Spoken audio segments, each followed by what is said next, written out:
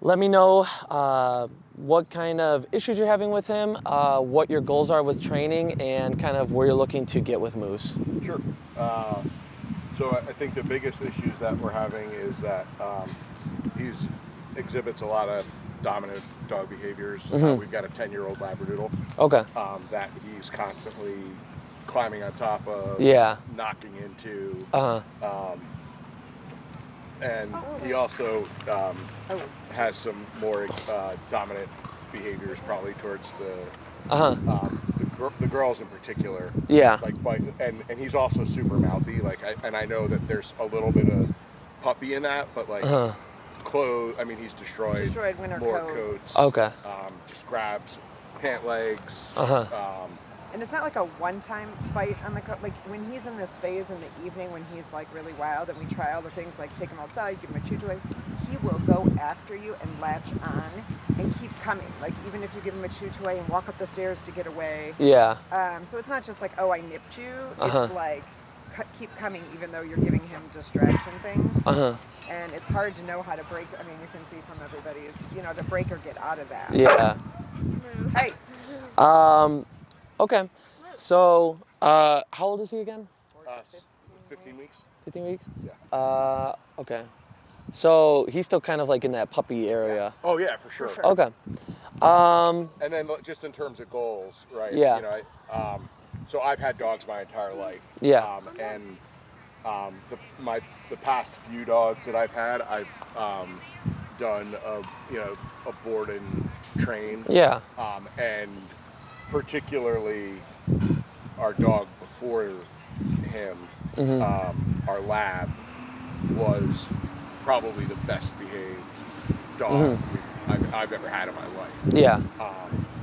And so I just want to be in a situation where we can have him off leash and we know that he's not gonna tear away. Yeah. And he will exhibit, when new people come into the house, he'll exhibit sort of reasonable behavior, and I don't want him nipping at my in-laws or my parents, or if a young child were to come over or something like that. So yeah. Just all of that sort of just all of that sort of stuff. I mean, I think ultimately he could also So I mean, that's just generally. Well, I think the other big thing with him compared to other dogs, he's going to be massive, right? Be so really we need big. to make sure when he's 120 pounds, he's not, you have that structure, that control. Yeah. Okay. Right now, let's say he's doing one of those things where he's chewing stuff up or nipping at your ankles. What's your kind of go-to to try and address that behavior at the moment? We've tried enough. Tell them what you've tried. I just try to get him off because it does really hurt. Yeah. Well, and he actually cuts through skin. The question is, what have you tried? Initially, we tried that Yeah. We tried that. The ow and turn away and not give him attention, but he keeps coming. We've left him, right? Yeah, somewhere. Traded a timeout. toys. Okay. Right. We've tried to give in the yard these certain toys you can throw and get him doing something else. Yeah. That'll work up to a point, and then he comes back, right? Okay. So those are the things. Handing him a chew toy, but Yes. he doesn't even know. Yeah, we've tried to swap out us for an actual chew toy. Yeah. We do have a I don't know if it's the right name, a Starlink collar. It's sort of it's like a plastic pinch collar. Yeah. That hasn't been particularly effective. Yeah. And then there are times when I will because he probably respects me more than the others, and so then I'll step in and if I'm home or around, and sometimes that'll work, sometimes that won't. Okay. What do you normally do when you're going to kind of confront him for these issues? I'll push him down. I'll kind of hold him down on the ground, kind of like what an older dog would do. Yeah. To a younger dog. Okay. Okie dokie. So a couple things with all of that stuff is, one, a lot of the teething and stuff, as I'm sure you know, as a puppy, is going to be normal. But that doesn't mean that we can't have that structure still and can't set boundaries for him and anybody else in the household. So The stuff where you're like redirecting him with toys or something like that, that's kind of like, I would view it as like a Band-Aid fix, just because technically we're never addressing the core of the issue, which is telling him not to bite us when we don't want it. So there, we're just kind of giving him another thing to do, but we're not really communicating to him in any direct way that like there's something that we don't like happening. And then, as you've kind of already been seeing, if the reward of him kind of like teething with you guys is high enough, then it doesn't matter what kind of chew toy you have or anything like that. So that's where you're hitting like that ceiling there. As far as why he would be listening to him a little bit more is because how he said he's adding in that like that confrontation, a little bit of that like physicality is what we would call it. That exactly as he pointed out, like another dog would do, and that's something that is usually harder for people to understand because obviously like you and me, like we have words, we can communicate with each other. To him, the way of communicating between him and another dog, if another dog doesn't like something, is going to be that physicality. So whether it's like a correctional bite or like kind of how he was doing, like being over him like that, that confrontation there is telling him something, and it's basically just the word like no for him, like no, I don't like that. So from a very young age, dogs will do this with their puppies. If you've ever seen it in like real life, or there's a lot of popular YouTube videos, one video that we usually recommend our clients to watch is going to be a cream retriever is going into a playpen with like 10 of her puppies, and they're all over her. They're not giving her any space. They're nipping at her. They're just being too much. So she growls a little bit. They're not taking the hint, and she does a small correctional bite on one of them. And then they all back up, they all sit down, they all relax, and they all understand that like, okay, mom just said like chill out. And then when she's ready, she allows them all to approach her, and everything's a lot more relaxed. So from even the time when Moose was like with his mom and everything, he's already learning that concept. Same thing with another dog. If he went to go up to take like any other dog's toy at this park and they didn't like it, they're trying to do that correctional bite to him.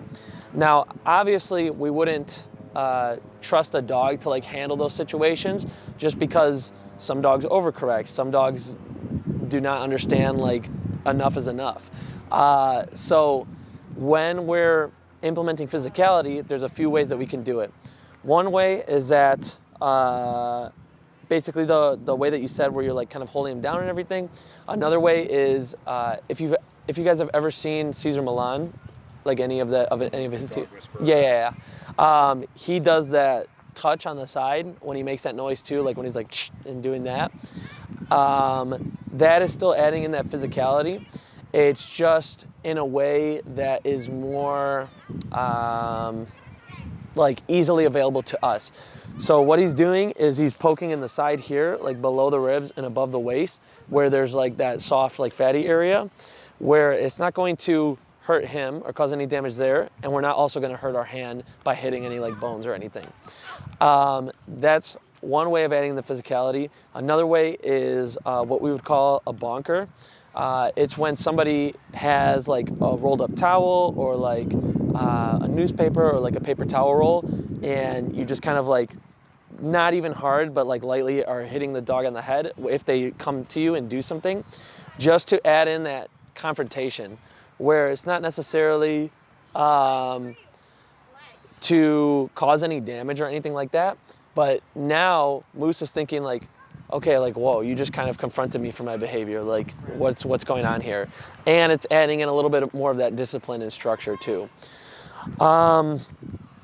Moving into more like adult training stuff, that's where you see like the collar that you guys are using, the prong collar and like the e-collar type of things. They're all doing the same thing, where they're trying to mimic a dog bite basically. Now, it's never going to get to the actual degree of a dog bite, but it's just trying to like tell him in his own language, like, this is something I don't want you to do. Where we have treats and we have toys and stuff to tell him like, yes, Moose, you're doing something good, we also want to have that ability to say like, I don't want you to do this. Any questions with that so far? Nope. No, I think that makes sense. And I've tried like to do what Chris does. I'd say it works occasionally. It works probably higher percentage with you. So some of it, I don't know if it's your voice is deeper when you say the no and you're bigger, and he just feels that like dominance. So it does work sometimes, but sometimes I do that. I hold him, I get up, and then he just comes back. Yeah. So then you just keep going. Yeah. So I will say so he's like 3.5 months, like right. That's About. I would say the easiest thing for you guys to do like long term with him is, since he's a puppy, normally we would recommend like puppy training, but I'll kind of talk to you about the adult dog training we do at about 6 months, just because I wouldn't want you guys to do like a puppy program, and then since you guys are trying to have that like more in-depth control with him, I would just say like might as well just try the adult program to have that long term. With the adult like stuff, that's where we usually implement the e-collar, just because that's our preferred method. I don't know if you guys are familiar with that or know anything about. I mean, I'm familiar with them from hunting dogs. Yeah. So it's the same idea. The collars that we use are Dogtra, so they're like professional grade and everything. So the way that they work is basically the contact points of the collar. Have either of you been to like a physical therapist before? Okay. Like a stent. Yeah, exactly. That's exactly how it works, where it's just kind of stimulating the muscle where it's at. It's not sending like electricity through him or something. And the collars that we use go from 0 to 127. So let's say there's maybe like another collar you guys picked up that's like 1 to 10. Their 10 will be the same as our 127. We just have a lot of room in between to find exactly what's going to work for Moose specifically, and then especially as he gets older, how that's going to change for him. With that, the reason why we jump right to e-collar with the adult dog training is for a couple things. One, it can very easily address the problem that you guys are having right now, where he's listening to you but maybe not listening to you guys as well, where adding in that physicality is going to be a little bit different for everybody, even if you're using like a prong collar or something like that. With the e-collar, let's say the number that he's working at well is like 30. 30 for him is going to be the same as 30 for the rest of the family. So no matter who is using the collar with him, it's the same correction. So he is not going to learn separate rules for separate people.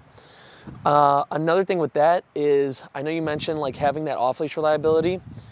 That, at least to us, is like the only way to really have that off-leash reliability. Just because something with like a prong collar or using food can work, but there's always a ceiling. You know, maybe there's a dog over there he really wants to play with. Well, then he doesn't care about the food anymore. Or like maybe his prong collar snaps off, and now we have no ability to correct with that. So that's where we like the e-collar, where we can have that physicality from wherever he is. And then in a way, we're giving him more freedom, because now he can be over doing his thing like in between the trees and all that, but we know that we have recall. We know that we have all the other commands available to us if we need to make them happen. Lastly, it helps limit any like confrontation. So sometimes the confrontation can be a lot, especially for people who aren't trying to like full on become like a dog trainer like for their dog, and they just kind of want to have him listen. With things such as adding in that physicality by hand, or using any of the other tools, or like the prong collar or anything like that, the dog is very easily able to see like, okay, who's doing this to me? Mom's doing this to me, or dad's doing this to me. And it can add in a certain level of confrontation that not everybody is trying to like deal with or like work through with their dog, especially if like for some reason maybe his response is to like redirect. So we wouldn't want him redirecting on like the kids or anybody else. So with the e-collar, he's not able to put it together that like, okay, there's an e-collar on me sending stimulation, it's sending a signal from the remote. It's like too much for him to understand. So he's just thinking and it might sound a little funny, but like something in like the universe told him not to do something. So yeah, like let's say he's biting. Versus he's seeing me snap. Yeah. Snap the prong collar. So his issue becomes with like the behavior that he did. So like let's say right now he was like biting my ankle, e-collar correction happens. He's not thinking like, oh, this guy like did it to him. He's just thinking like, wow, like I just shouldn't bite his ankle. That was just not good for me. I don't know what happened there. Right. And that applies to any other situation that he's having like an issue with. It's between him and whatever's happening, not between him and you guys. Yeah. Any questions with any of that? No, and candidly, like particularly with the like whether it's holding him down or even the prong collar, like I've been around dogs my entire life, so I've actually learned how to use them properly. I actually worry that like, you know, if you snap that prong collar too hard because you don't really know how to use it, like you can actually hurt them. Yeah. So like I would prefer something that is a little bit more. Yeah.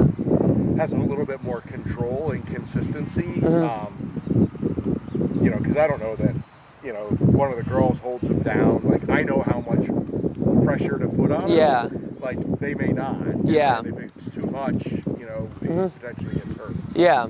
And that, or also, you know, when, as I'm sure you've probably seen, like a dog is under stress, they could also do something more drastic where like, okay, I don't like what you're doing, I'm gonna bite your hand. Yeah, well, like when I hold him down for an extended period of time, he then starts to like really snarl. Yeah. He does not like being held down. Yeah.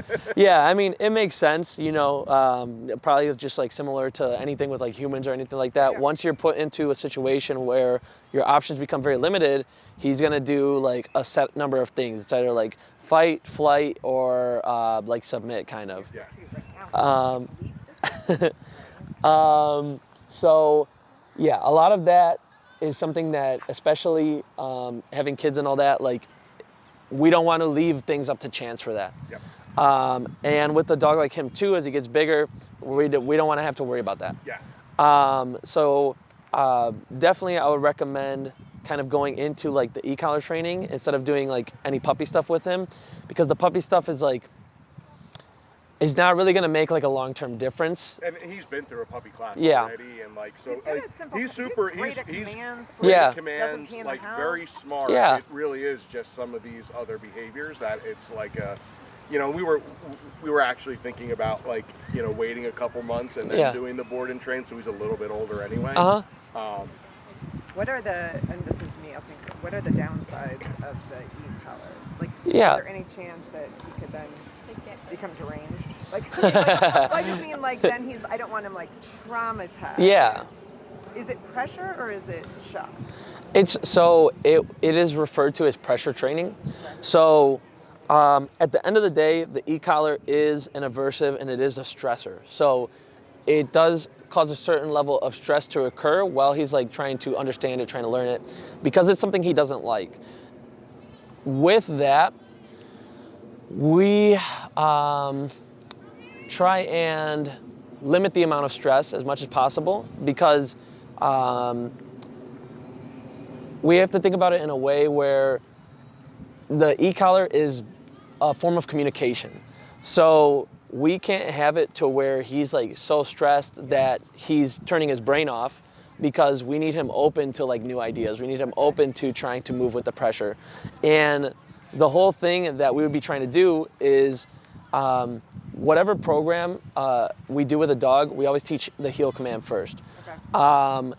That is because it's a very clear and easy way for us to communicate the skills of how to go about pressure training without overwhelming him and without confusing him. So with that, we're basically teaching him, when you move with the pressure turns off. There's no more any like aversive or anything happening like that. When you're going against the pressure stays on. So then he starts to learn, okay, I'm in control of it, really. When I'm moving with things, when I'm kind of like open to figuring out what the pressure's trying to tell me, that's turning it off. So with that, we can then apply it to a lot of other things, whether it be the obedience or the behavior, because now he understands that like what this tool is doing. If we just went in put it on him and started addressing stuff in the house right away, yeah, he's not going to understand. He's going to be like, I don't know what this feeling is. Like, what do you want me to do? So our goal is to try and, one, teach him the concepts of it and then apply it to different situations. So with the e-collar, since it is like a stressor and an aversive, we would be seeing like his stress response in that situation, which is not a problem. It's more just how you go about addressing it. So every dog has a stress response the same way as like people do. Like some people may like avoid a situation. Some people may like go into a situation and like work harder in kind of in that moment. Some people just kind of like shut off. The same thing is true with dogs. So when we add that stressor, we might see either his like flight mode where he's like, I don't want to be in this situation. This is too much pressure, and like him trying to exit. We might see him kind of shut down and be like, okay, like I give up, and just kind of like turn off basically. Or we might see him kind of do the redirecting, as I mentioned, where he's like, what's doing this to me? This leash is attached to me. I'm gonna go for this leash. Something like that too.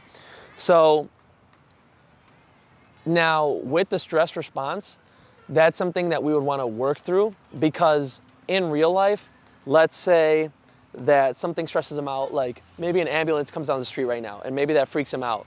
And let's say that he doesn't have the leash or the leash breaks or something and he's just running now.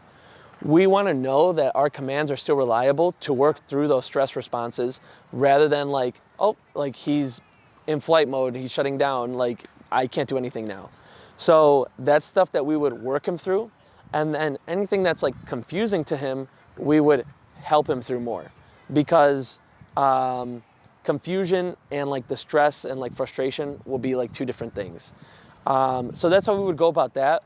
I'm not saying he will not be stressed at all, but it's just something that we want to be aware of and work through when we can, and then help him out when it's something like he's not understanding it. And the other way to think about it is that it's really an escalation tool, not anytime he's doing something annoying. Mm-hmm. Well, and I think we know like the prime time. Yeah. It's not all day. Well, and he'll work through that as he gets older. But yeah, it's just the basic rule of thumb is just like it's on and you use it when you need it. So in the home, let's say he's just kind of lounging around, just being his normal self. We don't need to even have it on him. We don't need to address anything because he's just relaxing. Sure. When he's outside, I personally would recommend always having it on, just so that way it's available to you if any emergency occurs.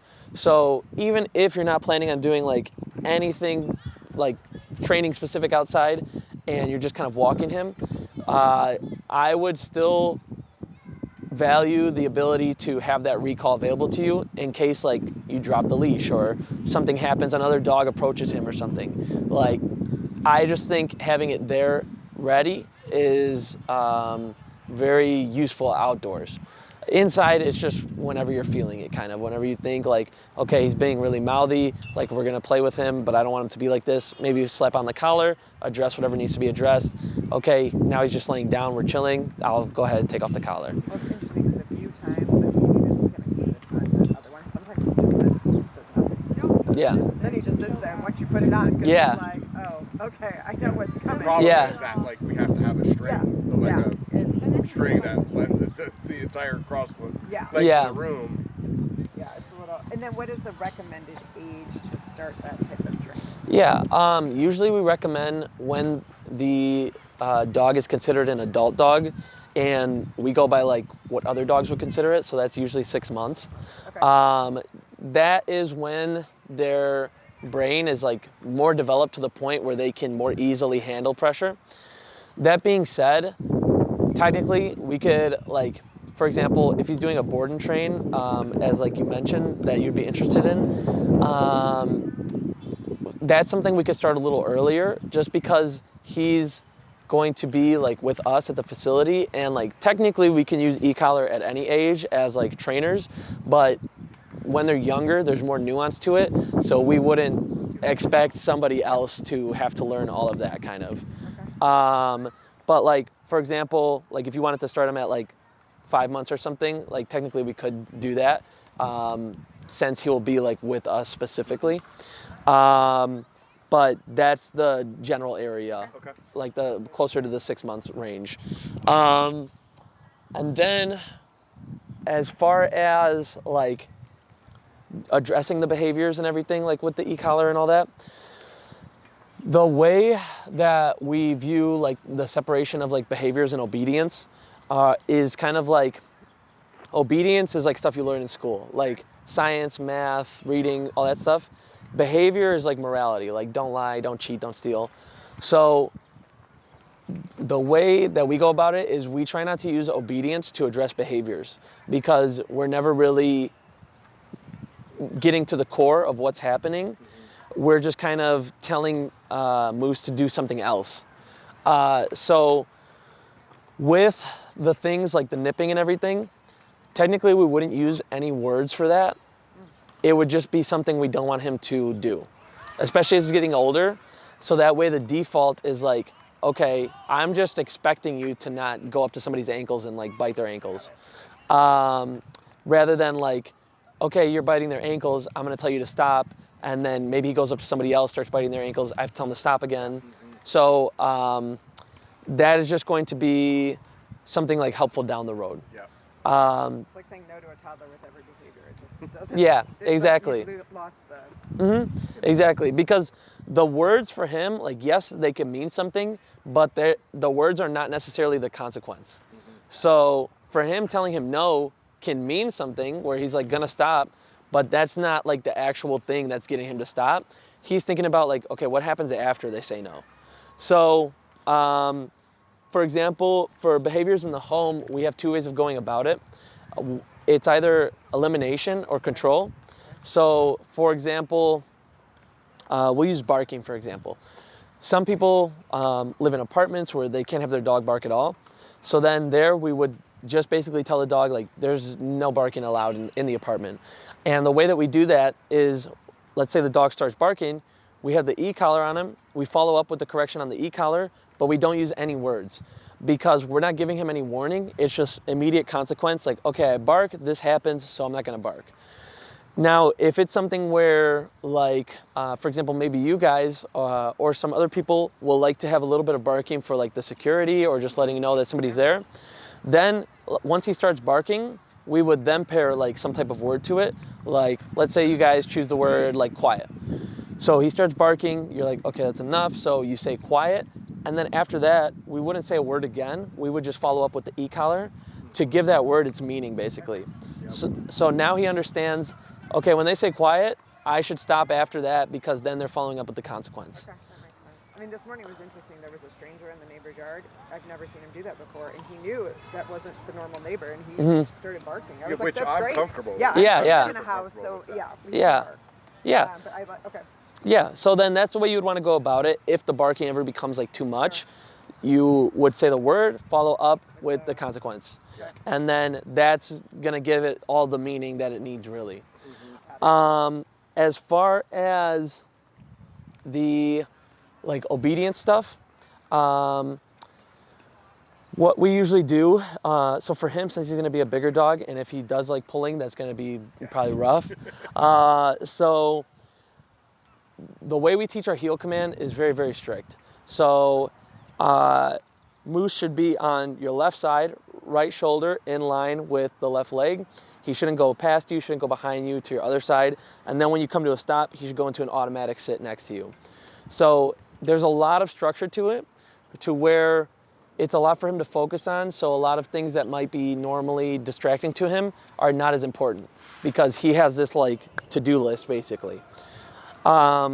Especially with a dog like him, when he's gonna be getting older, that heel command is gonna be very useful to address anything with like the jumping, anything with like excitement and like running at people or dogs, because now we basically have a position for him to be in and a very clear, easy way to correct if he's going to be doing something else. Any questions with that so far? No. Okay. if, for example, he's going to be doing something like a board and train, since he has more time with us there, like throughout the day and then a little bit in the evening, we're able to go through all 6 basic commands like very quickly. So whatever board and train, we always include all 6 of them. So it's going to be heel, sit, down, stay, recall, and place. The place command, I'm not sure if you guys are familiar with it. They like stand Go on to a the mat kennel. or something. Yeah, kind of like that. So it's like, let's say we had a dog bed for him right there. We say place. He should go over to his bed and he could do whatever he wants. He just can't step off the bed until we release him. We did that one. We did it real briefly at the puppy training, real briefly, but he didn't practice it. Yeah. So all of those, since again we have like more time with him, we're able to just do all those very quickly. And with that, the way that the board and train program works is, let's say he did like 2-week board and train. The first week, you guys will get a video of us going over all of the commands on the short leash with him and seeing his like first time reaction to everything, how we work him through certain things. And then the second week, you would get another video of him doing all the commands on the long leash now, simulating a little bit more of that off leash, just to start building him in that direction. And then you also get in-person follow-up hours. So for example, sticking with the 2-week, you would get 4 hours of in-person follow-up, and you can break that up however you would like. So let's say like a day like today, you want to come and use an hour to work on the heel command at the park. Then you would just schedule that, and then we would go ahead, meet up here, work on that, and then you have your 3 other hours to use however you would like. Got it. The cons of the board and train program, just to like give you a full range of understanding everything, is that yes, we're able to teach them a lot in that short time, but some owners like to be more like hands-on and like experience everything in the moment with the dog. So technically we're kind of going through all that and then transferring everything to you. If that's not something you're overly concerned with, it's not a big deal, but you would be just like seeing everything through video, and then we would be like just kind of teaching you how the way that like we, and then, So what would the alternative be to board and train? More in-person time? So we have in-person daycare and train, and then the board and train. Got it. So there's like a... Yeah. So The daycare and training though is kind of the same thing as the board and training. yeah, I mean, it's similar. There's pros and cons to each of the programs. Like not one is going to be like just perfect with everything. So it's more just like what is specifically valuable to you and like what's going to work best for you. So some people may want to do like an in-person, but maybe their schedule doesn't allow it. So the board and train is going to be better for them in that moment. Some people want the direct hands-on, like I want to do everything with the dog first time. Well, then they're going to be somebody more for the in-person than like a board and train or something. So it's specifically up to you. Either way, we'll still hit all the goals that you guys are looking for. It's just a matter of like how we're getting there kind of. Got it. For him, you guys were leaning towards the board and train, or? Yeah. Okay. That was sort of my thinking. Yeah. Is that because like there's a lot that we've worked on with him already, and like I just think that I would particularly, I mean I've used an e-collar on a dog that was like a train, like when I've been out hunting, right, to recall the dog. But that's my only familiarity with something like that. So I don't have a particular need, and I don't think any of us do, to be like there in the moment when he gets when it's used the first time. But so I would be very comfortable with just sort of being then sort of instructed on how to execute against the program. Yeah. So that's sort of my thought. Yeah. Any strong opinions? Will he still love us when he comes back? I'm sure he'll be happy, because it's basically will be like kind of like school for him. Yeah. So he's probably gonna be like, take me home, I'm done already. But that being said, when he's doing the board and train, it's not all like discipline and structure necessarily. Since he'll be there with us, he would be rotated into our normal like daycare and boarding services where the play groups of like playing with the other dogs that are there. Military camp. Yeah. And then like once he learns the place command, we like to do this thing where we have all these dog beds laid out, and then he can practice doing that with the other training dogs, like around us doing normal daycare stuff. We also have some dogs do like treadmill to like just get more exercise. That's something he could be a part of. Cool. And Not then, super yeah. Well, you could do a light walk. I have one quick question. Yeah. I have to run them to the arena in like 5 minutes. So between now and when we decide like board and train or collar or whatever, do you have any new things for us to try? I think that poke thing. The poke on the side. What do you Yeah. think for now. You can go ahead and try that, and that should help. Just the only thing I would keep in mind, it's gonna be like on the side, like And then do you make a right loud there. noise when you do it? You can, if you're adding in that warning, basically. So like, for example, at the facility, some dogs who respond well to that will just kind of do like the shh and then do it. So that way, next time we make that noise, they already know. But you could go ahead and try that. Just keep in mind to be aware of how he's responding to it. Okay. So that way, you're not amping him up in a direction where he's like, where he's gonna be like what's the problem, and he's gonna kind of be confrontational with you. Okay. But that's the only thing with that. Another thing you could do is like the bonkers. So if you just just to start adding in more of that confrontation, so that way he is viewing you as like kind of that disciplinary figure, Okay. and taking things a little more seriously. Okay. We'll try both of those. Yeah. Other than that, there's not really too much to work on until like an e-collar starts getting implemented. At least not too much than what you guys are already doing. And I think the basic commands he's doing really well. Oh, he's great. He's great It's at it. just that. Yeah. Usually the behavior stuff is harder to address like long term, even if a dog has really good at like obedience. It can be hard for them to catch on. Like, To the other stuff. Well, and his size, like The size is also like this is also very, very different for me because he's without a doubt going to be the biggest dog that I've ever owned. I mean, he's as big as our 10-year-old. Yeah, our 10-year-old is already. 45 pounds. And He's Okay. probably 38. okay, yeah. So he's going to pass him real quick. So it's just a little bit different. Like at 16 weeks, my lab was Yeah, tiny. That- Yeah, Cody or Cody. exactly. He can just like reach stuff, grab stuff quicker. Like he's Yeah, he just does like, a lot of he like can get on our built-ins with like one paws paw up on. Yeah, counters yeah. and Like this tables is just different because of just he's big. Yeah. And he's young. I would definitely recommend like whenever you guys start doing e-collar, like to have it on like early and often in the home, so that way you set up all the structure while he's young. So then when he's older, he's never learned any of those behaviors, so you'll not even have to worry about it. Yeah. It's just something like he's like, I just don't go on the counter like from a young age. Yeah. Probably get up on the island already. But Yeah. So like stuff like that will be easy. The big like word to carry like in your head would just be like consistency. Dogs thrive on consistency because they know the same thing is going to happen every time. So whether it's a reward or a negative thing, the same thing happening, they can predict it, and then that's just their like way of life then. I like the combination of that because maybe he'll start to learn how to make the noise. We're gonna do that. We'll try that. We'll try the paper towel. Yeah, no problem. That's awesome. Okay. Do you have any questions before we go? You can stay, but Yeah. we have to run to. Do you have any other questions? Anything else he does to you guys that the walks have gotten better with the leash? What, like when you're on a walk with him and he's constantly putting the leash in his mouth, like I think that we've tried distraction and that works if he's busy. Are we supposed to just let that go or should we correct that now?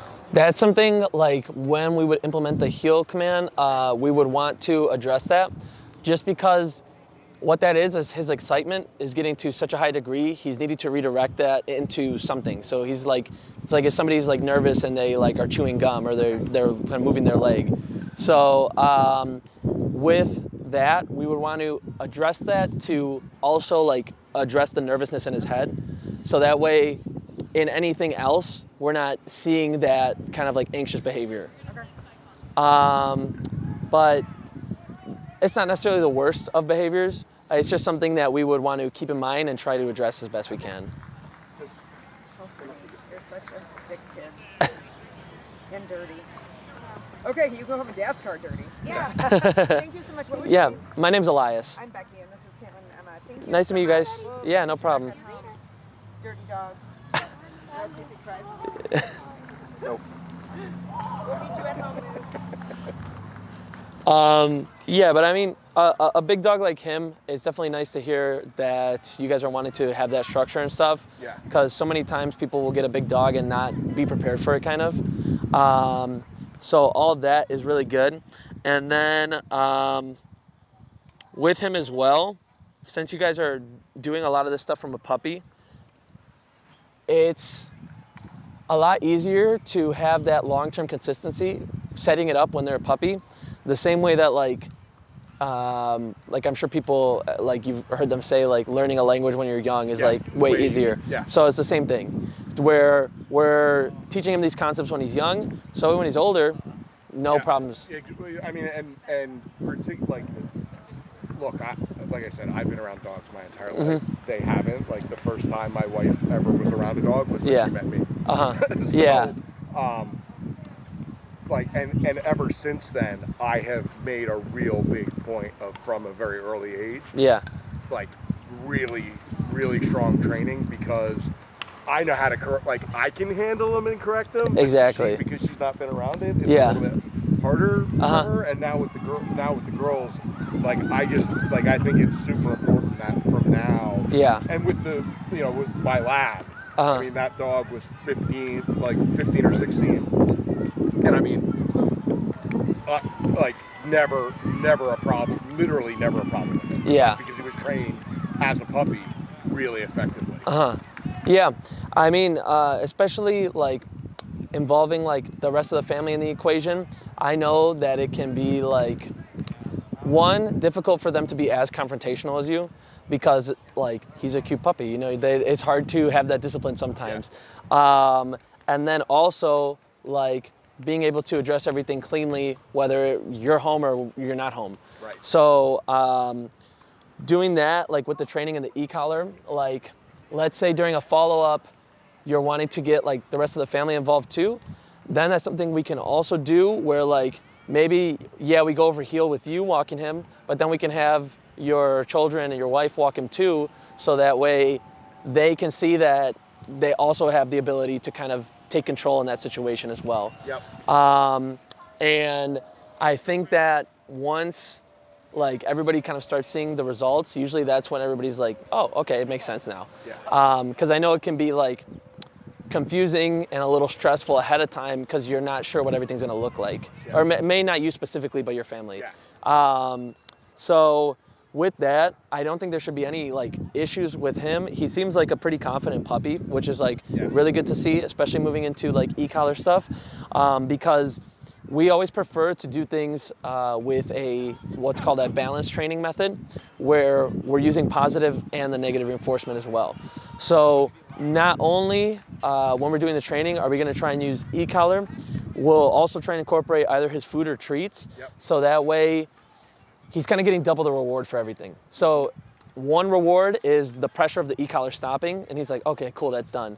And then the secondary reward is like, oh, I also get a treat. Yeah. So doing that, especially with him having that like confidence, is going to be a lot easier, and it's going to allow him to pick up on everything with less stress than a dog who maybe has like a lot of like anxious issues. Okay. But I mean, other than that, he seems like pretty good for like a puppy. The normal thing that we look for, like when we're seeing what to work on with a dog that's like young like him, is like how their demeanor is. So him, he's interested, he's not nervous about going up to people. Like he walked right up to me. He's playing the whole time. He doesn't really care too much about what's happening. And that's a lot better to work with than a dog who's not social, where we have to kind of bring them out of their shell first and then move them into it. Yeah. So with him, everything looks like it will be like pretty ezy. Okay. If anything, it's just gonna be like him maybe like being a little stubborn with certain things. Yeah, he is definitely a stubborn dog, for sure. Yeah. So, I mean, I don't see any issues with that. And then as far as like recommendations for the board and train, I would say it depends on how far you're wanting to take it, really. Did you have like a specific length of time that you were looking for? I mean, I don't know. I mean, probably 2 weeks. Uh-huh. Like, you know, maybe 3. I just don't know. Like if we were to extend it to 3 weeks, like what additional things would we get into with like a 3 week versus the 2 week? Yeah, so I can explain like the differences between those programs, and then as far as recommendations, I think you'll be fine like with him with like any length, because you guys also seem like kind of committed to it as well. It just depends on how far you're wanting to take it with him, like off the bat. So, for example, like I said, the 1 week is like the short leash commands. That's like the basic thing. 2 weeks with the long leash, working him towards that off leash ability and kind of proofing everything a little more. 3 weeks, what we do is another video, but now it's him going over all the commands in a playpen with like a play group happening. So that's just adding in like another level of distractions, getting him to like recall from like a situation where he's playing with his friends, and implementing the rest of the commands where he's like, okay, he's in the down command and these dogs are over here bothering him, but he's still holding the down command. So it's just like another level of like control. Yep. Again, with all the same commands though, because those are like the basic commands kind of. And then with that, you get an additional 2 hours of follow-up time, so it's 6 hours total of follow-up time. Okay. And then to just, I guess, explain all of them here, the 4 week is like the last level of board and train that we do, and that's like with that last week, you'll get a video of us coming to like a park like this, for example, and having him do like off leash in the park and everything. Got it. So it's just like another level. Not to say you can't take it to that level on your own. It's just like some owners would prefer to have like that stuff be done ahead of time, and then they work to that the trainer already did, rather than like, okay, you show me like how to get there, now I get there myself. Yeah. Got it. So it's up to you on like the level of what you're trying to take it to. Got it. I would say for him, like 2 weeks sounds like solid, especially since you already do have a little bit of experience with dogs. So I think that will set you up like perfectly fine. Okay. And then if you're wanting to move up, it would just be like more control, more follow-up time. Got it. But I think with 2 weeks you can still get to that like Okay. off-leash area. Great. It's just more. And I would just email with was it Maria? Was her name? Yeah. So you've either been emailing with Maria or no, you've been emailing with Maria. Maria, yeah, she set up the. You can go ahead and what I'll actually do, since you guys are more interested in the board and train, when I go back to the facility right now, I'm gonna have our kennel manager send you a follow-up email with all the info you guys need about the programs, e-collar, everything like that. And then you can just have that email chain with her because she controls all the dogs coming in and out of the facility. Okay. So it will be easier to set everything up with her. Perfect. And then as far as like the e-collar recommendations, that'll be included in the email too. Great. So 2 things with that. One is that we retail for Dogtra. So instead of like buying it off the website, we could just have it ready for you whenever his program starts. Okay. Usually that's easier for people. Sure. And then the type of collar for him, you don't have to remember this right now, but just to give you a little glimpse of it, is that we would probably recommend the 1900S Black Edition. That is like for like larger dogs like himself. It's going to give you enough range as he gets older. Maybe the number is going to be going up. With the smaller collars, the 127 is not at the same as the 127 there. So for him, just because he is a big dog, even though he's not going to necessarily need all of that right now, just planning ahead. Yeah. Mm-hmm. Yeah, just so that way you could just like stick to one collar for like his life, kind of. Are these things waterproof? Yes. Okay. Yeah, they're waterproof. And the only thing that you will have to just like, I guess, like make sure of is They have like rubber flaps where the charging ports are. So yeah, you just make sure those are pushed in after you're done charging it, and they're waterproof. There's no issues with that. Because he's a newfie mix. So Yeah. He's gonna want to be swimming, and like I've been terrified to take him to the lake right now because I don't know if he'll come back. Yeah, absolutely. So, they're waterproof. I've taken like my dog out swimming with it, and like also out in the rain and stuff, and everything's fine with that. Okay. The only thing is, I would just keep in mind there's something called like pressure sores, where if the collar's in the same spot for too long, it can irritate the skin. Okay. Just because like the oil and dirt like build up there. So like after, every dog is different with their sensitivity of their skin. But the rule of thumb we usually go by is after like 1.5 to 2 hours, I would just rotate it to the other side. Okay. Yeah, just to keep it like fresh. But that's the only thing to look out for, because sometimes water can like make that occur easier, just because it's like making the skin soft and all that. Got it. Okay. But that's the only thing. Other than that, there's no issues with like it like shocking him on accident or something like that.